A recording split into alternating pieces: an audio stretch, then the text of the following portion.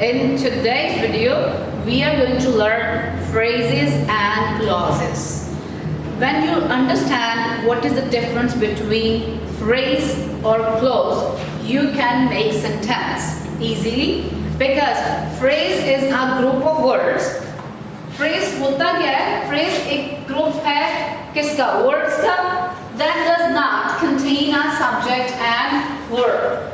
So you can understand कि ये phrase ये कुछ words हैं जिनको इकट्ठा लिखा जाता है लेकिन ये sense नहीं देते complete. इनको complete करने के लिए we need a subject or verb.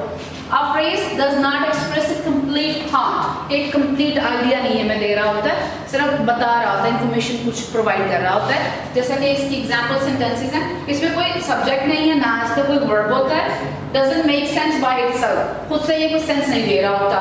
Act like an adjective. Adjectives की तरह से, adverbs की तरह से और nouns की तरह से ये act करता है. सबसे पहला जो हमारा पास एग्जांपल है इसकी वो prepositional phrase है. वो कहते हैं in the park, on the table, under the chair. ये prepositional phrase. Noun phrase में a basket full of flower. Flower भी noun और basket भी noun, दोनों हो गए noun phrase. Verb में है दोनों तरफ running और quickly, right? ये verb phrase और adjective phrase में very happy. ये कुछ एग्जाम्पल्स हैं प्रपोजिशन की, नाउन की, वर्ब और एडजेक्टिव फ्रेजेस की. तो इसको हम यूज करते हैं सब्जेक्ट के साथ ताकि हम कंप्लीट आइडिया को एक्सप्रेस कर सकें. वाइल क्लॉज जो है वो कंप्लीट क्या होता है? वो कंप्लीट थॉट है.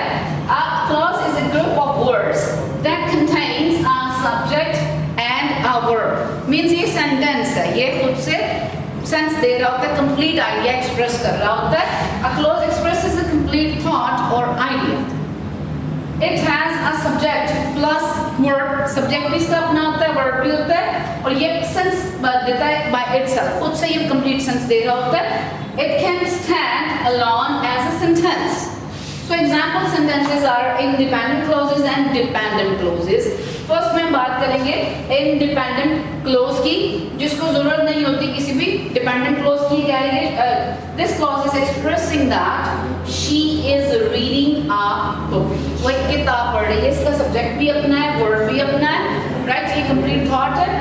In dependent clause because it's started to rain, क्योंकि बारिश होना शुरू हो गई, बिकॉज लगा हुआ है तो ये डिपेंड करती है कि इससे पहले कोई क्लॉज आएगी, इस वजह से ये डिपेंडेंट कहलाती है. ये इंडिपेंडेंट नहीं है, इसको जरूरत है इससे पहले एक इंडिपेंडेंट क्लॉज ऐड की जाए. नेक्स्ट जो है वो इंडिपेंडेंट क्लॉज की एग्जांपल है. They played soccer yesterday. उन्होंने कल फुटबॉल खेला. This is independent. सब्जेक्ट भी इसका अपना, वर्ब भी इसका अपना और इसका ऑब्जेक्ट भी है और टाइम भी यहाँ पे मेंशन है. सो नेक्स्ट जो है वो डिपेंडेंट क्लॉज की एग्जांपल है. When the bell rang. Complete thought नहीं है, डिपेंडेंट, ये कंप्लीट थॉट है लेकिन ये डिपेंडेंट क्लॉज है. इससे पहले हमें एक इंडिपेंडेंट क्लॉज चाहिए. जैसा कि हम कहेंगे the student went outside the school when the bell rang. So ये डिपेंड किस पे कर रही है? जब बेल रैंग की तो बच्चों ने क्या किया? मोबाइल चलाए गए. So this is the basic difference between phrase and clause. Phrase is a group of words that express something but not a complete idea.